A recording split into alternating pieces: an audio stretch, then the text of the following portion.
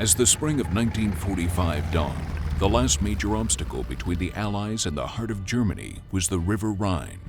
In a desperate attempt to slow the Allied advance, German High Command began ordering the systematic destruction of bridges spanning the river.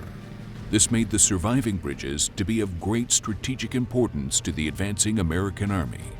One of these vital crossing points was the Ludendorff Bridge, located at the city of Remagen. Beginning on March 7th, American forces began a massive assault against a German force ordered to hold the bridgehead at all costs. The advancing American force was to come under heavy fire as they attempted to secure the crossing. The exhausted men of the 9th Infantry Division were part of the all-out assault to capture the bridge. This division was one of the most battle-hardened units within the American Army and had been on the front line since the opening shots of the war in North Africa.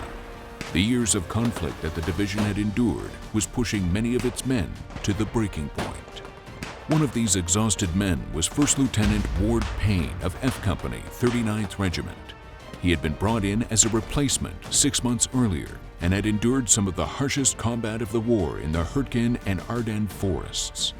Lack of sleep and the terror of combat was taking a toll on both his mind and the psyche of those around him. All of us were dog-tired from crossing the Rhine plain. But Captain Holliday seemed to be more affected by the pace than the rest of us. He'd been a well-respected officer, been with the company since Sicily. At times, he was an extremely rational person. Then he just seemed to lose touch with reality. I guess crossing the Remagen Bridge under fire brought everything to a head. I was assembling the troops. Our weapons platoon leader had been wounded, and Captain Holliday ordered all the leaders to circle up so he can issue an attack order. It was a pitiful performance. He would start to issue an order, then go into this kind of trance, just stop talking and staring.